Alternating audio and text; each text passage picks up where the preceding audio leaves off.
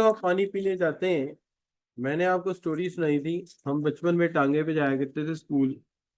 Pickup नहीं होती थी। हमारे बाबा जी का घोड़ा दिन में एक दफा पानी पीता था बस। फिर सारा दिन उसको पानी की तलब ही नहीं होती थी। मैं तो बात सुना रहा हूँ। मैंने आपको ये थोड़ी कहा अल्लाह ना करे मैं आपका घोड़े से मुकाबला करा रहा हूँ यार। मैं एक अलग बात कर रहा हूँ, वो एक अलग बात है। मैंने तो बोतल साथ रखी होती है। जहाँ प्यास लगे पानी साथ ही पी लो। अच्छा बच्चों, ऐसा है, economics is a new course for you, all of you. Physics chemistry पहले आप पढ़ते आए, तो मुझे इसका जो कॉन्सेप्ट बनाना है वो एक स्मॉलर पार्ट ऑफ चंक्स में चीजें समझा समझा के पढ़ाना है। लेकिन दिस इज माय गारंटी कि when I wind up any chapter, उसकी एक एक लाइन आप पढ़ चुके होंगे।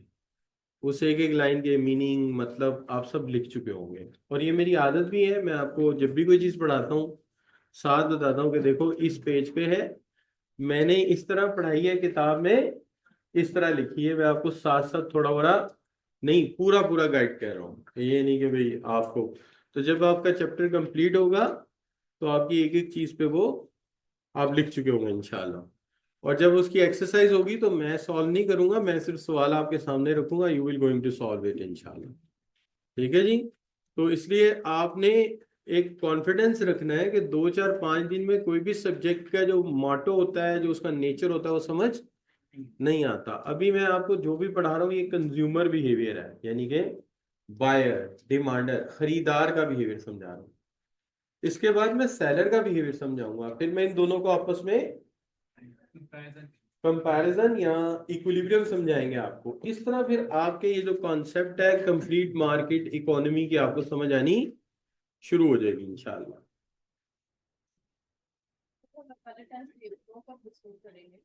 वो हम ऐसा कर लेंगे, उसके दो तरीके हो सकते हैं। एक तो ये हो सकता है कि मैं आपको किसी दिन ऑनलाइन बुला लूं ताकि बाकी बच्चे डिस्टर्ब ना हो। और दूसरा तरीका ये हो सकता है कि फिजिकली आप लोगों को बुला लिया जाए, जैसे ये जरा गुस्से से कह रही हैं, लेकिन चले कोई बात नहीं, हम बैठ जाएंगे। यानी कि ठीक है जी, आपकी मेहरबानी, बहुत शुक्रिया आप लोगों का। नहीं वो मतलब ये देखिए ना, तरीकाकार ये है कि सर जी फीस लेती है ना, तो चलो कराऊंगा। तरीका ऐसे लगा मुझे, फीस जमा कराइए, चलो कराओ, हम संडे को आएंगे और मुझे कराना है आपने। ठीक है जी, करा देंगे जी, करा देंगे। अच्छा सॉरी, मंडे को। अच्छा बच्चों, एनीवे हम बात ये कर रहे थे आप बच्चों के साथ कि इस दफा हमने पहले तो ये बात क्लियर की कि जी जो डिमांड का बेसिकली वेरिएबल है वो बहुत सारे वेरिएबल से मुतासिर होता है, किसी एक से नहीं होता, बहुत सारा से होता है। लेकिन हमेशा उसका एक डिटर्मिनेंट जो होता है उसको हम कहते हैं ये है प्राइम डिटर्मिनेंट। क्या बच्चों? Prime determinant. और हम हमेशा डायग्राम में प्राइम डिटर्मिनेंट को वेलकम कहते हैं, बाकी को नहीं कहते। जैसे लॉ ऑफ डिमांड में आपने क्या लिखा, एक तरफ क्वांटिटी डिमांडेड लिखी थी, दूसरी तरफ क्या लिखा था? प्राइस, क्योंकि प्राइस प्राइम डिटर्मिनेंट है। तो प्राइम डिटर्मिनेंट उसकी डायग्राम में होता है, ये उसकी निशानी है। मैं जब भी किसी जगह कहूँ प्राइम डिटर्मिनेंट तो आप याद रखना वो उसकी डायग्राम में मौजूद होगा। बाकियों को लिफ्ट नहीं कराएंगे लेकिन वो लाजमी आएगा। ठीक है जी। आज जब हम कल बात कर रहे थे कि ये सारे फैक्टर मुतासिर करते हैं इसको, डिमांड को, करते कैसे हैं ये हमारे पहले लेक्चर में डिस्कस हो चुका है, एक एक डिस्कस हो चुका है। लेकिन कल हमने क्लासिफाई कर दिया। क्या क्लासिफाई कर दिया? हमने क्लासिफाई ये किया कि सारे फैक्टर कांस्टेंट हो जाएं और प्राइस चेंज लाए डिमांड में, तो हम कहेंगे चेंज इन क्वांटिटी डिमांडेड। ये हमें याद रखना पड़ेगा, इसका एमसीक्यू कहना पड़ेगा। तो वो कहेगा if the price brings change in the demand of a product what is it's terminological name, नीचे नेम लिखे होंगे। Change in quantity demanded, change in demand, दो चार उसने इधर उधर की बातें लिख देगा, आपको उसमें से बकायदा सर्च करना पड़ेगा। तो लिहाजा आपके जहन में फौरन आना चाहिए कि अगर प्राइस की वजह से चेंज आया, उसकी अपनी प्राइस की वजह से, किसकी प्राइस? उसकी अपनी प्राइस की वजह से आया, तो नेम इज क्वांटिटी डिमांडेड। अब पहली बात यह है कि इस चेंज को आप डिस्क्राइब क्या कर रहे हो? डिस्क्राइब ये कर रहे हो a change in quantity of commodity due to price. while other factors are held constant. बाकी सारे फैक्टर क्या है? कांस्टेंट है। इस हद तक कांस्टेंट उनको वाज़ेह किया गया कि उनके ऊपर बार लगा के समझाया गया कि ये कांस्टेंट है, वो वेरिएबल है। दूसरी बात ये हुई कि आप इस चेंज को जाहिर कैसे करेंगे, शो कैसे करेंगे। तो उसने कहा मैं एक ही डिमांड कर्व के एक पॉइंट से दूसरे पॉइंट पर जाने से जाहिर करूंगा। इसके लिए मैंने दोबारा जहमत दी लॉ ऑफ डिमांड के स्केड्यूल को। पहले आपको ये समझाया कि अगर प्राइस बढ़ेगी तो डिमांड, और अगर प्राइस कम हुई तो डिमांड ज्यादा हो जाएगी, ऐसे ही जी। फिर मैंने क्या किया जी, मैंने बकायदा तौर पे पहली बेसिक वैल्यू पुट की, क्या कि जहां 20 प्राइस है वहां क्वांटिटी डिमांडेड कितनी है? 200 है। लेकिन ये रही 20 प्राइस और डिमांड कितनी, और पॉइंट कौन सा? बी। 25 24। क्या किया जा सकता ठीक है, आप पढ़ाएंगे। ठीक है, ओके बच्चों, बात समझ आ रही है बच्चों? अच्छा अब देखें मैं बंदा क्या करे, सब बच्चे कहते हैं हमने क्या करना है, जो बच्चे यहाँ आए सीए टेस्ट रखा है, 10-15 बच्चे भाग गए। अब आप बताएं, मतलब सीए हमने करना है यार, हमने जो करना कर लिया, करना तो आपने। अगर आप खुद भागेंगे, खुद नहीं पढ़ेंगे, आप खुद काम नहीं करेंगे, तो कैसे काम चलेगा? देखिए ना, हम तो अपनी तरफ से पूरी कोशिश कर सकते हैं, लेकिन अगर बच्चा एफर्ट ना करे तो फिर आप क्या करें? और इस हद तक के टेस्ट है, बच्चे को कर ले, और ये यूजुअल बिहेवियर है। और जब बात करेंगे फिर सीए कर लेना है, भाई सीए कैसे होगा? सीए तो तब होगा जब सीए का एटीट्यूड आपके अंदर होगा कि काम को आपने छोड़ना नहीं है। अच्छा बच्चों, चलिए हम अपनी बात पे आते हैं। प्राइस जो है क्या हो गई बच्चों? कम हो गई। कहाँ हो गई? ये देखो, 20 से 10 पे आ गई। जब 20 पे 10 से आई, प्राइस में कमी होगी, डिमांड क्या हो जाएगी? ज्यादा हो जाएगी, 300 पे चली गई। अब आप बी से किधर आ जाएंगे? सी पे। तो एक ही डिमांड करके एक पॉइंट से दूसरे पे गए ना, बी से सी पे चले गए। क्या नाम रख दिया आपने इसका? एक्सटेंशन एंड डिमांड, राइट जी। और अगर इसके बारक्स प्राइस में क्या हो गया? इजाफा। कितनी हो गई जी? हम बेसिक प्राइस, इनिशियल प्राइस 20 ही सपोज कर लें, तो ये 20 से कितनी हो गई? 30 हो गई, राइट जी। 20 से कितनी हो गई? 30। नतीजे के तौर पे क्वांटिटी डिमांडेड कम होके क्या हो गई? 200 से 100 हो गई। हम बी से किधर आ गए? ए पे। इसे हम क्या कहेंगे? कॉन्ट्रैक्शन। इसका मतलब है हम बी से ए पे आए, तो उसी डिमांड करके एक पॉइंट से दूसरे पे आ गए। अब प्राइस के कम होने से डिमांड का बढ़ना, बी से सी पे जाना एक्सटेंशन कहलाया, और प्राइस के बढ़ जाने से डिमांड का कम होना, बी से ए पे आ गई, इसको हमने क्या कह दिया? कॉन्ट्रैक्शन, राइट जी। This is called change in quantity demanded, right जी। दूसरा जो पहलू था वो क्या था? दूसरा पहलू ये था कि प्राइस कांस्टेंट हो जाए। क्या चीज कांस्टेंट हो जाए? प्राइस कांस्टेंट हो जाए, और चेंज जो है वो इन वेरिएबल में से किसी एक की वजह से या ज्यादा की वजह से आ जाए। कैसे? प्राइस इज कांस्टेंट, अब प्राइस पे क्या लगा हुआ है?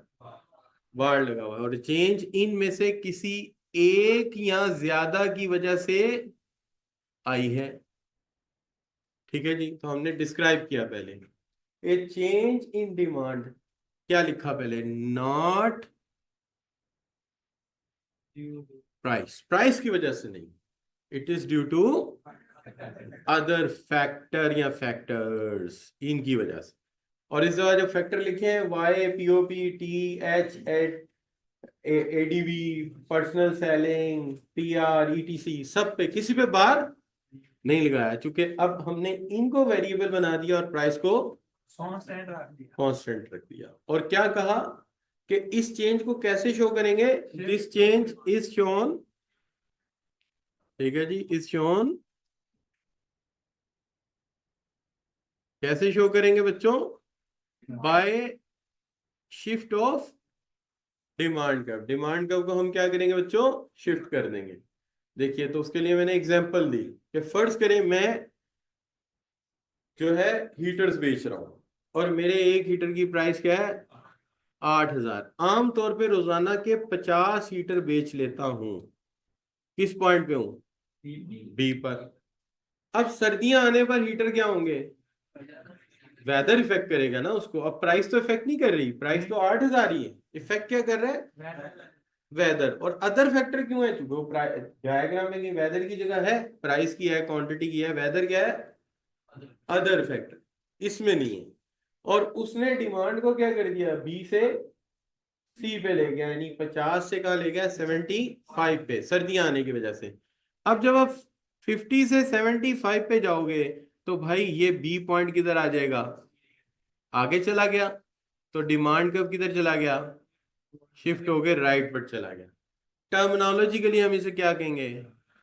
राइस। अच्छा, ये जो राइट वर्ड शिफ्ट होता है ना, अक्सर किताबों में इसे आउटवर्ड शिफ्ट भी लिखा होता है। क्या लिखा होता है? आउटवर्ड, यानी बाहर की तरफ। सही है जी। अच्छा, और अगर ये तो सर्दियां थी ना, लेकिन मौसम फिर नॉर्मल होके फिर गर्मियों की तरफ चला जाए, जैसे मई जून का महीना आ जाए, तो मई जून के महीने में क्या होगा? गर्मी। गर्मी आ जाएगी। और वही जो 50 लीटर बिक रहे थे, कितने बिकेंगे? 25। और हम बी से किधर आ जाएंगे? ए पे। तो चूंकि प्राइस तो चेंज हुई नहीं, नीचे वाला वेरिएबल एक्स एक्सिस वाला पीछे चला गया, तो पॉइंट भी क्या चला गया? पीछे चला गया। अब ये किस तरफ चला गया? Inward, leftward. ठीक हो गया बच्चों? और इसको क्या कहोगे? Fall and. राइट हो गया बच्चों? अच्छा जी। तो इसका मतलब ये है कि अब हमें ये याद हो गया कि प्राइस वही रहे और डिमांड बढ़ जाए मौसम की वजह से, तो हम इसको क्या कहेंगे? Change in demand. और बढ़ जाए तो क्या कहेंगे? और कम हो जाए तो? लेकिन अगर अदर फैक्टर की बजाय प्राइस की वजह से डिमांड बढ़ जाए, प्राइस कम हो डिमांड बढ़ जाए, क्या कहेंगे? Change in quantity. और अगर प्राइस बढ़ जाए और डिमांड कम हो जाए, क्या कहेंगे? कॉन्ट्रैक्शन। राइट जी। बढ़ जाए तो क्या कहेंगे? एक्सटेंशन। राइट जी। वो जो लास्ट में बच्चा बैठा हुआ है, बेटे समझ आ रही बात की? बिल्कुल क्लियर है? क्या कहा मैंने, बताओ जरा।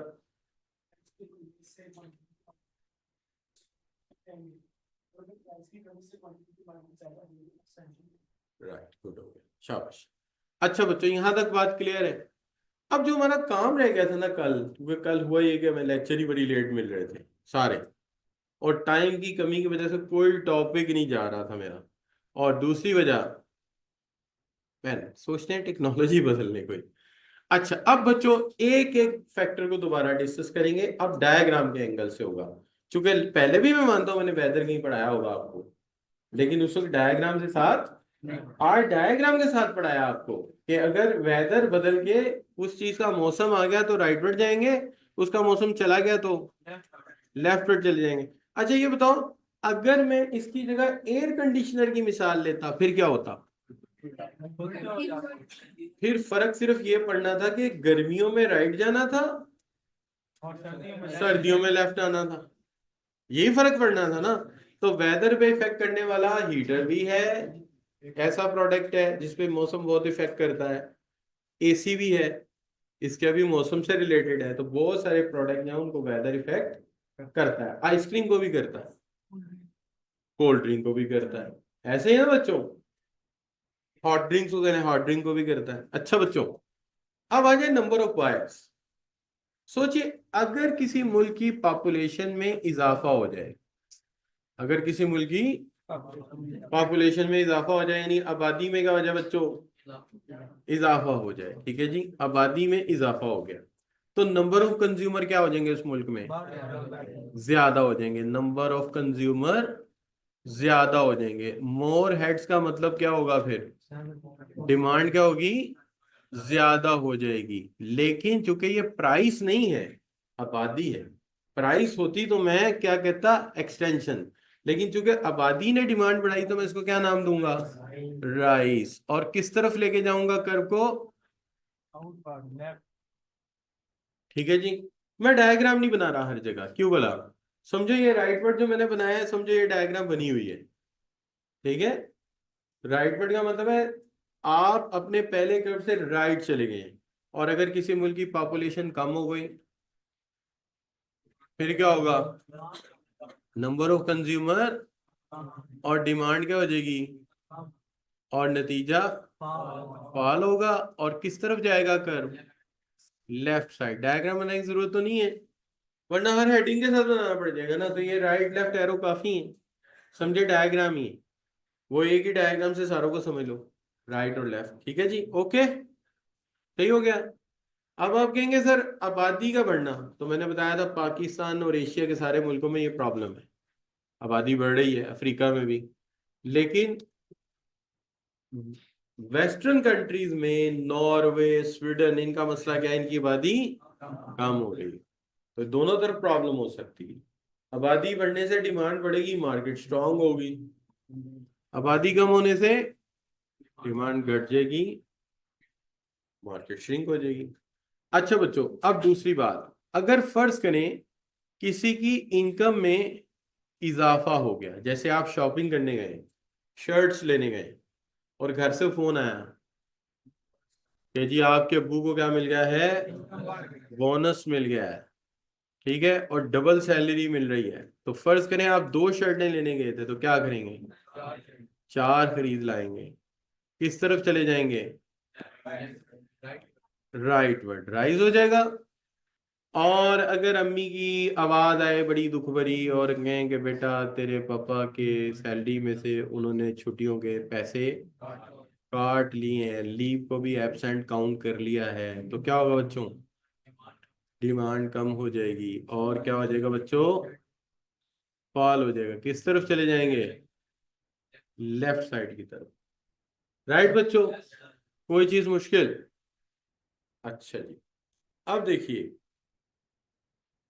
किताब क्या लिखती है। किताब लिखती है an increase in the number of buyers in the market like to increase the product demand. ठीक है जी, ऐसे लिखा है, देखो बच्चों,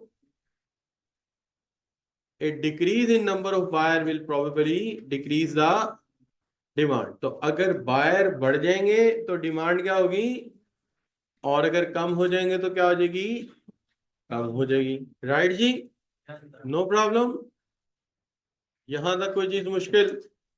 और इनकम के बारे में क्या लिखा है, if income of consumer decreases demand for normal good decreases, and if income of consumer increases demand for normal good। Page number बताओ, 45 है इधर। 45। राइट जी, मिला, गुड, सही है। क्योंकि सारे बच्चे माशाल्लाह समझ रहे हैं बात को। बस एक आध बच्चा मुझे कह रहा था आप जो स्लाइड पे पढ़ाते हो समझ आता है, लेकिन किताब से पढ़ता हूं तो समझ, यहाँ किताब पे कुछ और लिखा है, स्लाइड में, मैं किताब टैली कर रहा हूँ वही साथ साथ, कि ये किताब में लिखा है, ये मैंने बताया है। ठीक है जी, पेज भी बता रहा हूं, आप लिखते जाओ लिखते जाओ। अच्छा बच्चों, आगे क्या आ गया, कंज्यूमर की एक्सपेक्टेशन। अच्छा, ये एक्सपेक्टेशन जो है ये आज की प्राइस है, ये फ्यूचर प्राइस है, ये आज की प्राइस है, ये प्राइस के मतलब अफवाहें हैं, रूमर्स हैं। तो हमने मिसाल क्या दी थी कि एक बच्चा है असद, वो गया है अपनी आपी की नहीं, अपने बड़े भाई के जहेज के लिए देगचियां लेने। नहीं, ये बात लोगों पे रिवाज होता है, लड़के तोड़ देते हैं। अच्छा बच्चों, तो लिहाजा वो देगचियां लेने गया जी अपने बड़े भाई की शादी के लिए। राइट जी, अचानक वहां जाता है और वहां से पता लगता है कि अगले हफ्ते देगचियों की कीमत बढ़ रही है। वो अम्मी को फोन करता कि अम्मा पता चला है अगले हफ्ते देगचियों की कीमत बढ़ रही है। अम्मी क्या कहेंगी, बेटा अपने लिए भी ले आ, बाद में महंगे। तो डिमांड क्या हो जाएगी, बढ़ जाएगी। क्या बनेगा, राइस किधर जाएंगे, डिमांड कब जाएगा, राइट की तरफ। ठीक होगा बच्चों। अच्छा जी, अगर इसके बरक्स वो वहां गया देखियो समय, ठीक है, यार ये किसी बच्चे ने ना माइक खोल दिया है। अच्छा, सो एनीवे, उसको देखिए क्या लगी बच्चों, महंगी लगी। अब क्या होगा, अब होगा ये, वो अम्मी को फोन करेगा वहां से पूछ के, यहाँ देखियो वाला कह रहा है अगले हफ्ते कीमत क्या होगी बच्चों? कम हो जाएगी। अम्मी क्या कहेंगी? बेटे वापस आ जा, डिमांड कम हो गई। अगले हफ्ते देखी जाएगी क्या हो गया, फॉल, और किधर चलेंगे? लेफ्टवर्ड। राइट बच्चों, मुश्किल बात तो नहीं होगी कोई? अच्छा, टेस्ट का तो सिंपल, मैं एक ही बात करूंगा कि कोई चीज ऐसी जिसके जो टेस्ट से चलती हो, जैसे चॉकलेट होती तो कड़वी है, लेकिन जब लग जाती किसी को, तो कोई भी अगर वो खरीदने जाए वो अपने लिए एंटरटेनिंग चीज, तो वो सबसे पहले क्या खरीदेगा? चॉकलेट। ठीक है, तो अगर इसका टेस्ट लग जाएगा, क्या लग जाएगा बच्चों? टेस्ट लग जाएगा। जब टेस्ट लग जाएगा तो डिमांड बढ़ जाएगी, किधर चले जाएंगे?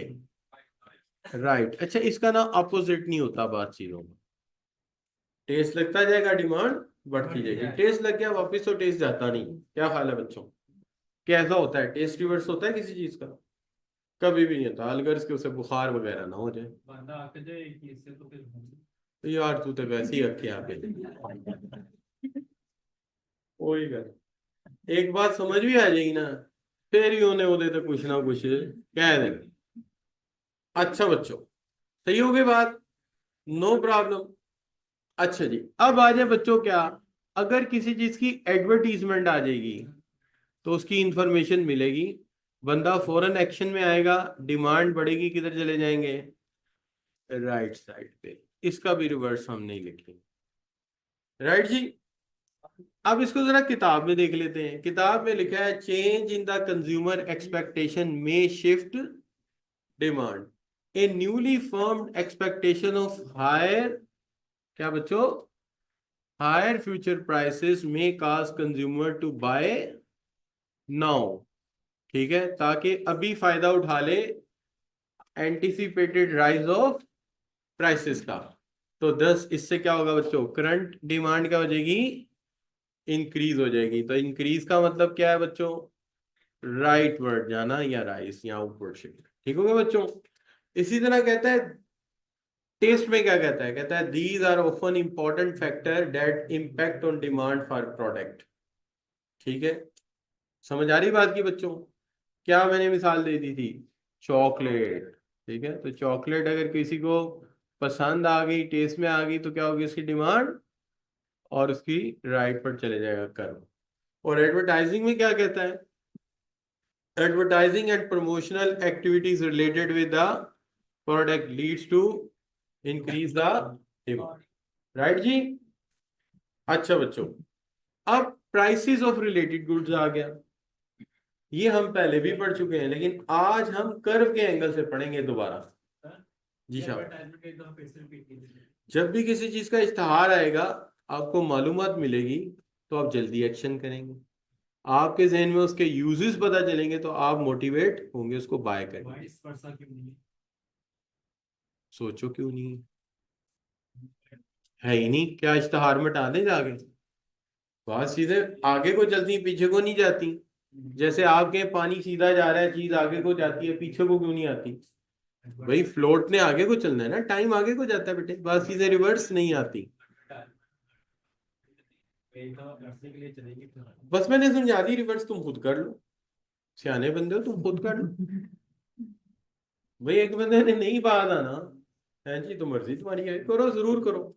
देखिए, इश्तहार में एक मालूमात आपको मिल गई है, और वो मालूमात अब आ चुकी है। जैसे ग्री की एड अब नहीं आती, लेकिन सबको पता है सबसे अच्छा एसी कौन सा है, क्योंकि वो एड अब इम्पैक्ट कर चुकी है। तो ये हमेशा आगे की तरफ जाती है। अब वर्ड ऑफ माउथ से लोगों को पता चलता जाए।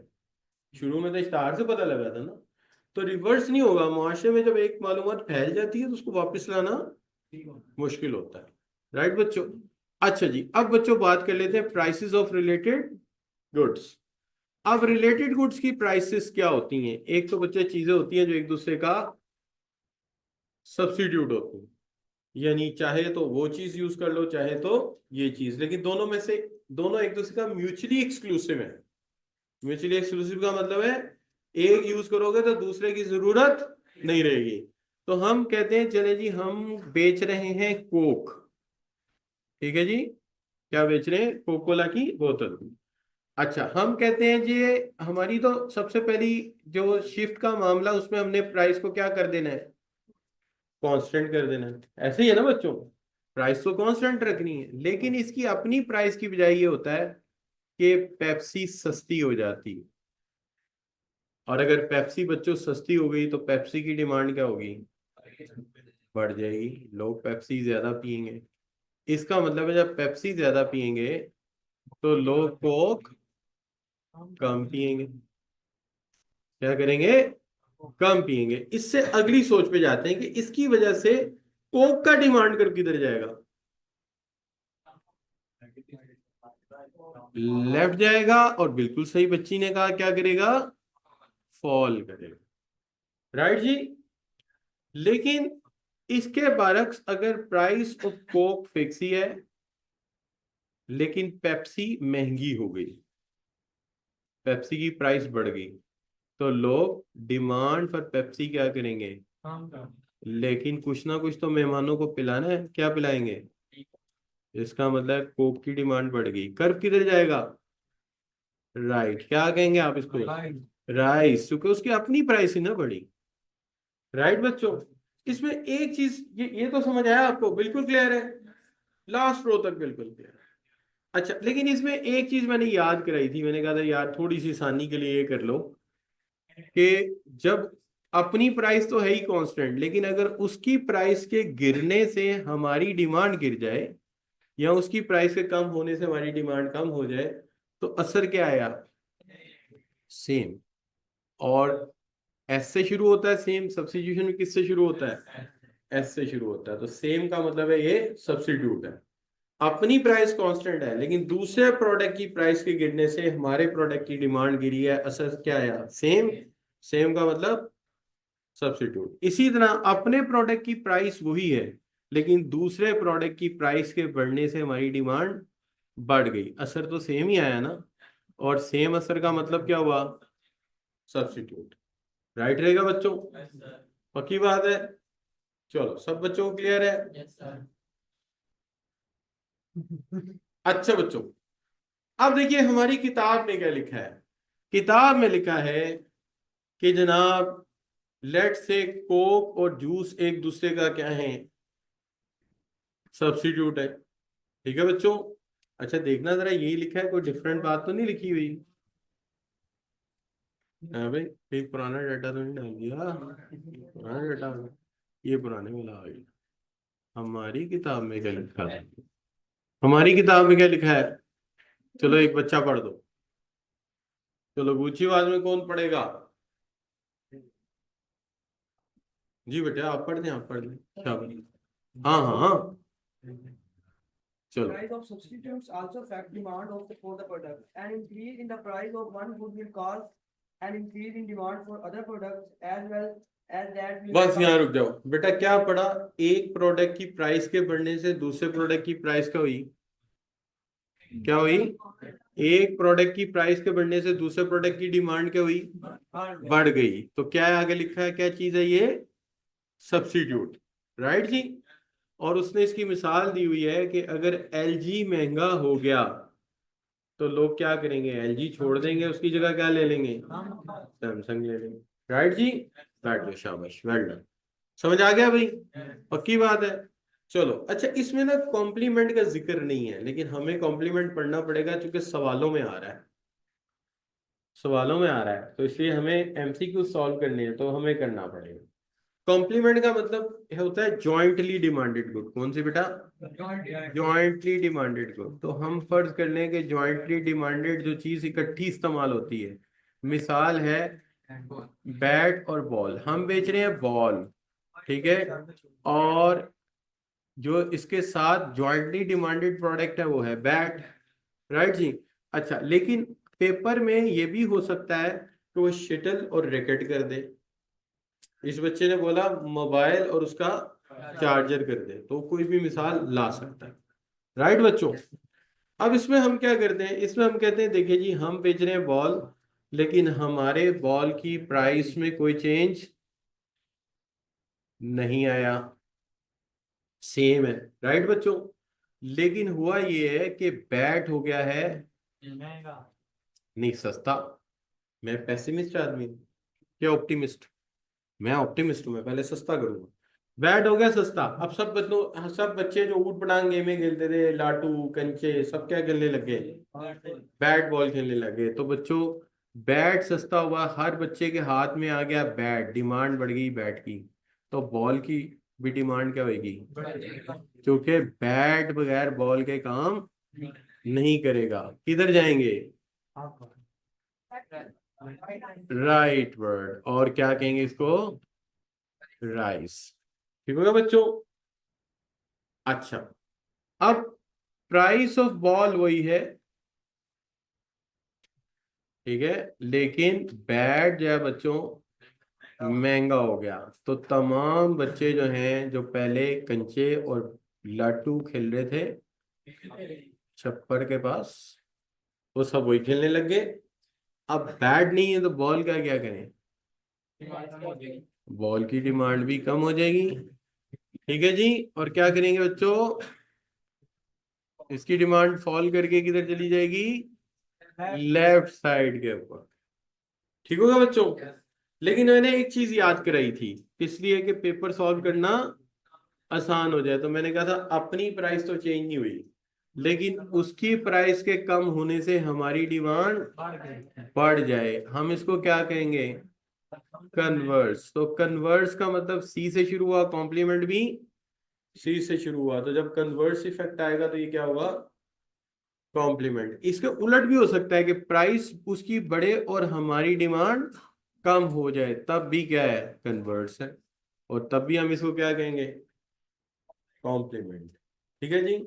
अब कहीं भी हमसे रिलेशनशिप मांगा जाएगा ना दो प्रोडक्ट का, तो हम पूछेंगे बताओ उसकी कीमत को क्या हुआ है? वो कहता है जी कम हुई है, और हमारी डिमांड बढ़ गई है, हम कहेंगे कन्वर्स है, कॉम्प्लीमेंट है। लेकिन अगर ओके उसकी कीमत कम हुई है और आपकी डिमांड कम हो गई है, फिर हम कहेंगे सब्स्टिट्यूट है। सेम आ गया। राइट बच्चों? इस तरह हम फौरन असेस कर लेंगे। लेकिन ऐसा भी एमसीक्यू पेपर में आया है, वो कहता है ए प्रोडक्ट की प्राइस चेंज हुई और बी की डिमांड पर कोई असर नहीं पड़ा। तो फिर क्या होगा? अनरिलेटेड। अनरिलेटेड को इंडिपेंडेंट गुड्स भी कह सकते हैं। ऐसा सवाल भी पेपर में आया है कि ए की प्राइस चेंज हुई और डी की डिमांड पे कोई असर, बी की डिमांड पे कोई असर नहीं पड़ा। ऐसा कैसे हो सकता है? ऐसा ऐसे हो सकता है दो बिल्कुल अनरिलेटेड चीजें हो। जैसे एक प्राइस हो फैन की, ठीक है, और डिमांड हो लेट से लिपस्टिक की। दोनों में आपस में कोई ताल्लुक, फैन और चीज है, लिपस्टिक और चीज है। राइट बच्चों? क्या हाल है? मुश्किल बात तो नहीं कर दी मैंने कोई? तो यहां पे आगे ये टॉपिक क्या हो गया? पेपर में मिल गया, किताब में मिल गया, शिफ्ट देख लिया। तो क्या समझ आया? अगर प्राइस की वजह से चेंज आएगा तो हम उसी के एक पॉइंट से दूसरे पॉइंट पे जाएंगे, हम कहेंगे movement along the same demand का। और प्राइस कम होने से डिमांड बढ़ेगी, क्या कहेंगे? और अगर कम होगी तो? लेकिन अगर प्राइस वही रही और डिमांड किसी और वजह से बढ़ गई तो? राइस। और अगर कम हो गई तो? अब मैंने कल भी डिस्कस किया था कि आगे जाके जब स्टडी होगी तो वहां इतनी लंबी तफसील टीचर नहीं बताएंगे। शेयर्स की प्राइसेस और उससे बॉन्ड पे इफेक्ट, बॉन्ड की प्राइसेस से शेयर्स पे इफेक्ट, डिबेंचर की प्राइस से किसी और स्टॉक पे इफेक्ट। तो वहां यही लिखा होगा कि जी डिमांड इज एक्सटेंडेड, तो आपको पता है यार कीमत कम करके डिमांड बढ़ी है। और अगर लिखा है डिमांड इज कॉन्ट्रैक्टेड, प्राइस बढ़ी है, डिमांड कम हो गई है। और अगर लिखा है डिमांड इज राइज्ड, तो इसका मतलब क्या होगा? अदर फैक्टर ने डिमांड बढ़ा दी है। और अगर कहेंगे demand is being fall, other factor ने, याद रहेगा आपको? जी बच्चे, अनरिलेटेड जैसे देखो ना बेटे, एक चीज है टायर और एक चीज है लिपस्टिक, कॉस्मेटिक का सामान, दोनों में कोई ताल्लुक। टायर महंगा हो जाए सस्ता हो जाए उसको कोई असर नहीं पड़ेगा। ये अनरिलेटेड चीज है। सही हो गया बच्चों? अच्छा जी, तो यहाँ पे आगे ये टॉपिक क्या हो गया? कवर हो गया। राइट जी। चलिए तो हम इसको छोड़ देते हैं। ये डिटेल आपके पास आई हुई है, आप पढ़नी चाहें पढ़ लें, ना भी पढ़ेंगे तो आपको याद हो ही गया है। अब आप मेरे से पूछेंगे इसकी तैयारी कैसे करें, तो मैं आपसे कहूंगा जो चीजें पढ़ते जा रहे हो उसके शॉर्ट नोट्स बना लो। यानी एक चैप्टर का है, फर्ज करो 25 पेज का, अब उसे 5 पेज पे अहम अहम बातें लिख लो, जैसे मैं एरो से लिखता हूँ। इस तरह आप एक कोर्स को मल्टीपल टाइम क्या करोगे, रिवाइज कर लोगे। और किसी चीज को रट्टा नहीं लगाना। क्यों, सवाल कैसे आएंगे हमें, एमसीक्यूज की शक्ल में आएंगे। और जब एमसीक्यूज की शक्ल में आएंगे और हमने रट्टा मारा होगा तो वो इतना काम नहीं करेगा, थोड़ा बहुत काम करेगा, इतना नहीं करेगा। रट्टा किसको लगाना है, जैसे मैंने अभी लगवाया आपको, कि अगर उसकी कीमत कम हो, आपकी डिमांड बढ़ जाए, या उसकी डिमांड कम हो, ये चीजों को रट्टा लगाना है। यानी जहां रट्टा लगना है मैं बता रहा हूँ, इसको रट्टा लगाओ। कॉन्सेप्ट देने के बाद कहता हूँ, वैसे एवं नहीं मैं कहता डायरेक्ट ही, वैसे बाद लोग डायरेक्ट ही कहते हैं चलो ला लो रट्टा, जैसे टेबल दिए थे आपको है ना बचपन में। लेकिन मैं समझा के फिर कहता हूँ अब लग लो आलो रट्टा, ठीक है। तो वो चंद एक पॉइंट्स को अपने रट्टा मार लो, कोई बात नहीं। बाकी चीजों को क्या करें, फ्रेश फ्रेश चलते हैं, कोई मसला नहीं। अच्छा बच्चों, चलिए अगला काम शुरू कर दें। अगला टॉपिक क्या है बच्चों, नहीं बेटा बुरी बात है, टाइम जया हमने नहीं करना, हमने पेपर देने हैं जनवरी में। हमने जनवरी में पेपर दे देने हैं इंशाल्लाह, इन 2 पेपर्स के। मैंने आगे चल के हो सकता है आपका सैटरडे भी ऑन कर दो, सिर्फ इसलिए कि हमने कोशिश ये कर दी है कि 2 पेपर पहले निकाल लें, या 3 निकाल लें और 2 बाद में निकाल लें। ये हमने कोशिश पूरी करनी है इंशाल्लाह। जो बच्चे की नहीं होगी तैयारी, चलो वो एक आधा कम कर लेगा, ठीक है जी। कोशिश तो करके देखें, देखें तो सही होता क्या है। अच्छा बच्चों, सबसे पहली बात ये कि नहीं, जो ये नहीं कि मैं पढ़ाना छोड़ दूंगा, मैं आपको मार्च तक लेके जाऊंगा, लेकिन जो बच्चे जल्दी वाले हैं उनको हम रुखसत कर देंगे जल्दी। क्या हाल है, जैसे आप देखो ना, आपके घर में जिसका रिश्ता पहले आ गया वो पहले पा लो। अपनी अपनी किस्मत है, अब तुम्हारा नहीं आ रहा। अच्छा बच्चे, बेटा इसमें अटेम्प्ट का कोई रोला नहीं, वो कैफ में देखें। इसको जब क्वालिफाई कर लिया कैफ शुरू हो जाना। इसका इंटरव्यू में पूछना भी नहीं उन्होंने, सिर्फ क्वालिफाई होना चाहिए। इंटरव्यू में कैफ के बारे में बात हो सकती है, पीआरसी के निचले लेवल पे वो जाएंगे नहीं, क्योंकि इसको लोग कहते हैं गेटवे। अभी सीए शुरू होगा कैफ 1 से, अभी क्या बन रही है, फाउंडेशन। इसलिए हम इसको कहते हैं इज अ गेटवे, तो इसका कोई सवाल नहीं करेगा। अच्छा बच्चों, और वैसे कैफ में भी कोई चक्कर नहीं होता, अच्छी प्लानिंग वाला बच्चा आगे जाता है। एक बच्चा कहता है नहीं नहीं हम 4-4 करके पेपर देंगे, वो हम 4-4 में ही रह जाता है। जैसे मेरा भतीजा ना, वो माना ही नहीं इस दफा। उसने पता है क्या कमाल करा है, अरे यार खुदा के लिए मान जा, बीएस कर रहा है कॉमर्स में, छोटे वाला, बड़े वाला कर रहा है अकाउंटिंग एंड फाइनेंस। अच्छा, जो अकाउंटिंग एंड फाइनेंस वाला बच्चा है ना, वो माशाल्लाह थोड़ा समझदार है, बात बात समझ जाता है। उसको मैंने कहा तूने 2 पेपर रखने हैं, तो उसने 2 ही पेपर रखे, एक ऑडिट रखा है, एक कॉर्पोरेट ला रखा, दोनों क्वालिफाई हुए। हालांकि ऑडिट लोग 4-4 दफा देते हैं, माशाल्लाह पहली दफा में 2 पेपर रखे क्लियर। फीस 3 की जाती है, क्लियर 2 की, कोई बात नहीं, प्लान है ना आपका। छोटे वाले ने क्या किया, tax number 1, reporting 1, financial accounting आप पढ़ रहे हैं, रिपोर्टिंग 1, ठीक है जी।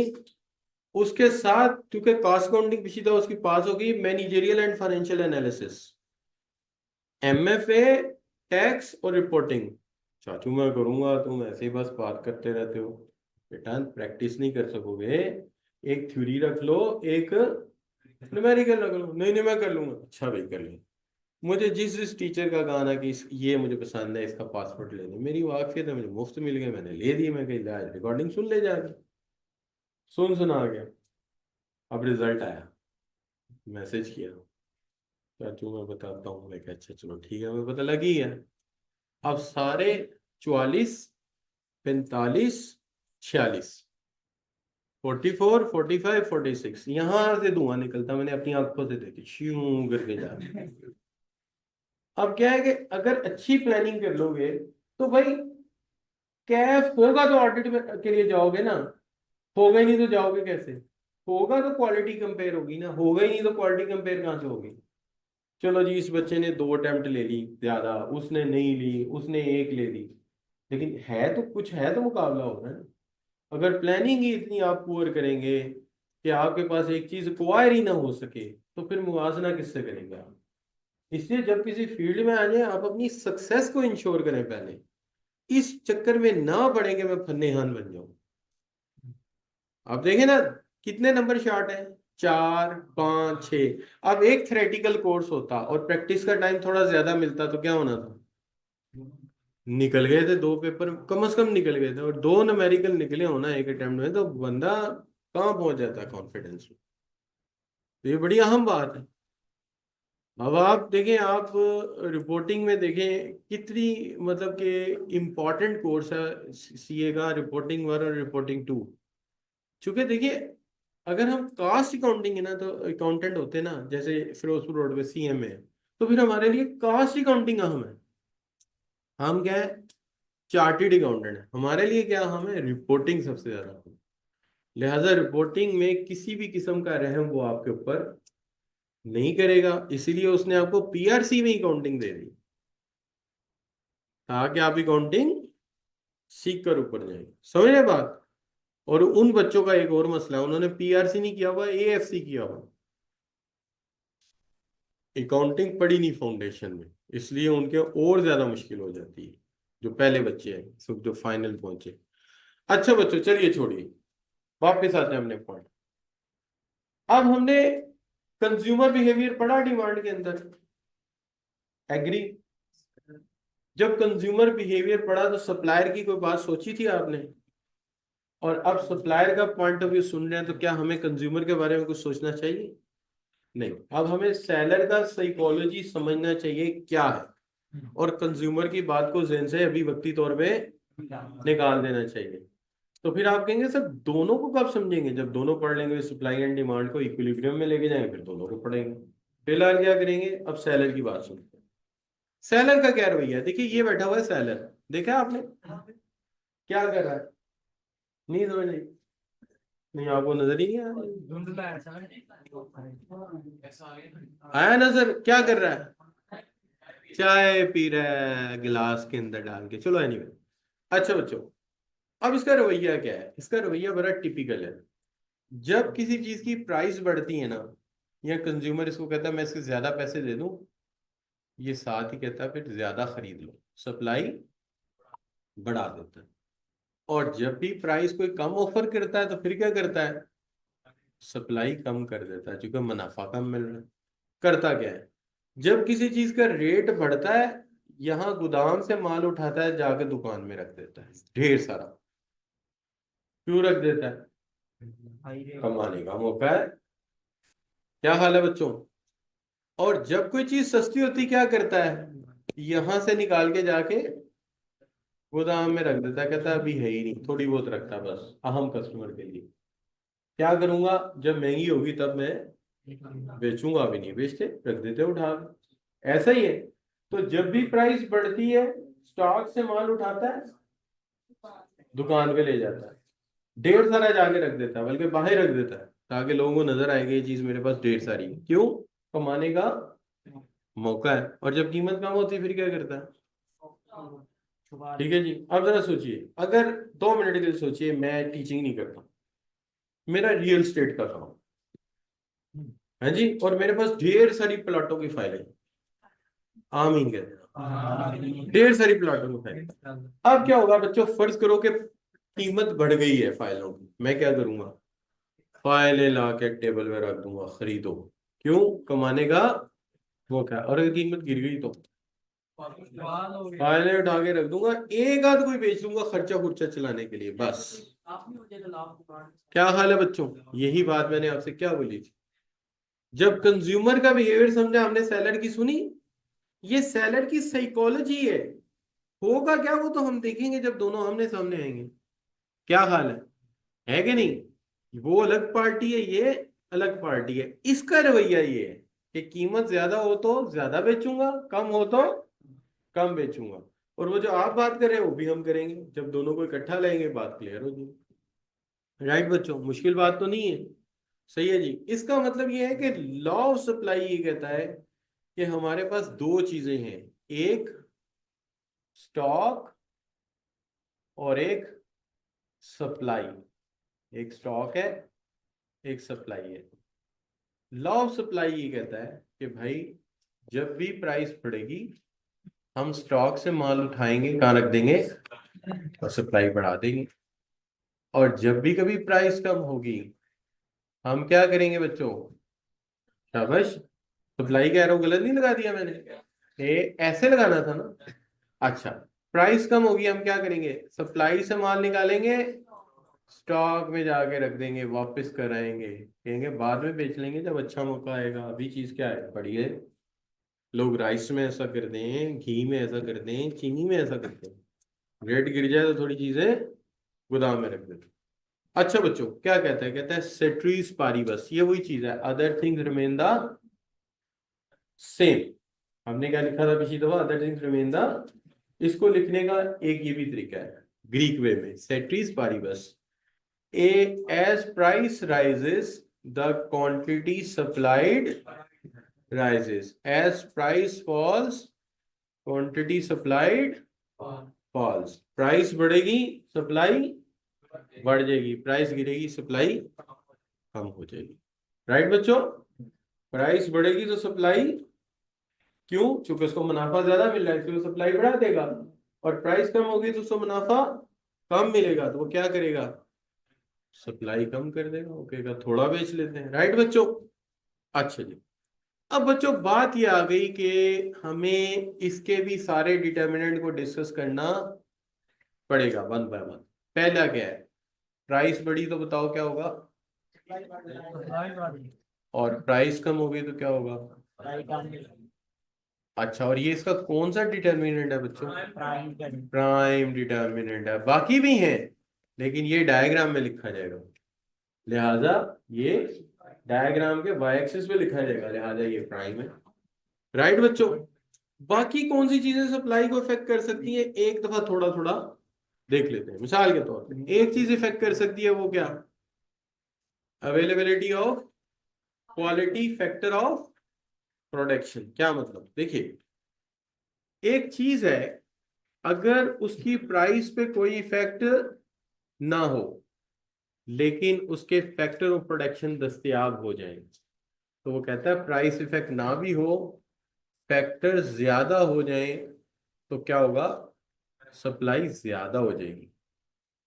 क्या मतलब, जैसे लैंड पे बारिश ज्यादा हो गई, प्राइस तो वही रही लेकिन फैक्टर में जरहेजी बढ़ गई, प्रोडक्शन बढ़ गई, हालांकि कि वो नहीं चाहता हो शायद काश्तकार की इतनी गंदुम मैं उगाऊं, लेकिन अल्लाह की मर्जी, फैक्टर जरहेज हो गया। इसी तरह अगर किसी वक्त अल्लाह ना करे खुशक साली आ गई तो फैक्टर क्या हो गया, उसकी प्रोडक्टिविटी डिक्लाइन कर गई और सप्लाई कम हो गई। बंदे का क्या कसूर है, प्राइस का कोई कसूर नहीं, प्राइस वही है। फैक्टर फर्टाइल भी हो सकता है और फैक्टर की फर्टाइलिटी कम भी हो सकती है। क्या हाल है बच्चों, one of the factor is this one, one of the factor is this one, के फैक्टर की क्या बच्चों, क्या लिख दूं, प्रोडक्टिविटी। राइट बच्चों, क्या लिख दिया, प्रोडक्टिविटी। दूसरा फैक्टर कॉस्ट, दूसरा फैक्टर, 2 मिनट के लिए सोचो, मैं टीचर नहीं हूं, मैं कुर्सियां बनाता हूं। और कुर्सियां क्यों बनाता हूं, क्योंकि हमारी कौम सबसे ज्यादा कुर्सी से लड़ती है, तो मैंने क्या बनानी शुरू कर दी, कुर्सियां। जब मैं कुर्सियां बना रहा था तो मेरी एक कुर्सी एक खास कीमत पे बिक रही है लेकिन वो कीमत चेंज नहीं कर रहा, लेकिन अचानक लकड़ी सस्ती हो गई। अब बताओ बच्चों, लकड़ी के सस्ते होने से क्या होगा, मुनाफा बढ़ जाएगा नहीं बढ़ जाएगा, क्योंकि लकड़ी सस्ती हुई है तो कॉस्ट कम होगी, कॉस्ट कम होगी तो प्रॉफिट। अक्लमंदाना फैसला क्या होना चाहिए, हमें अक्लमंदाना फैसला क्या होना चाहिए, प्रॉफिट बढ़ गया है मेरा, मौके का फायदा उठाओ यार, प्रॉफिट ज्यादा है। अगर 8 घंटे लड़के काम कर रहे हैं तो उन्हें कहूंगा यार 16 घंटे करो, शिफ्ट डबल कर दो, क्यों, मौका अच्छा है, प्रोडक्शन, अगर महंगे वक्त में प्रोडक्शन ज्यादा करोगे तो पैसा भी ज्यादा कमा लोगे। क्या हाल है, लेकिन अगर बच्चों इसके बरक्स हो जाए, लकड़ी महंगी हो जाए कॉस्ट बढ़ जाए, मुनाफा कम हो जाए, तो हम कारोबार चलाएंगे? हम कहेंगे यार प्रोडक्शन कर दो कम, बस अपनी कॉस्ट कवर करो, यही पैसा किसी और कारोबार पे लगा देंगे। क्योंकि कारोबारी बंदे का एक कारोबार होता है, काफी ज्यादा होता है। वो कहता है अच्छा इसमें मुनाफा नहीं आ रहा, तो ऐसा करो 4 घंटे मशीन चलाओ, अपनी सैलियां वैलियां निकालो और प्लांट को बंद कर दो, अच्छा वक्त आएगा फिर कर लेंगे काम। इसकी मिसाल है। बच्चों हमारे कितने यूनिट बंद पड़े हैं आज बताओ? कितनी सारे फैक्ट्री यूनिट बंद पड़े हैं? उनसे जाके पूछोगे वजह क्या है, वो कहेंगे सर कॉस्ट बढ़ गई, बिजली महंगी हो गई, मजदूर महंगा हो गया, रॉ मटेरियल महंगा हो गया, लागत पूरी नहीं हो रही। जब लागत पूरी नहीं हो रही तो हमने प्रोडक्शन कम कर दी। राइट बच्चों? अब हुकूमत को हम क्या कहते हैं, ये चीजें सस्ती करो। अगर हुकूमत सस्ती कर दे तो क्या होगा? जाहिर है कॉस्ट कम हो जाएगी, उनको मुनाफा मिलेगा, वो कारोबार फिर दोबारा शुरू कर देंगे। राइट बच्चों?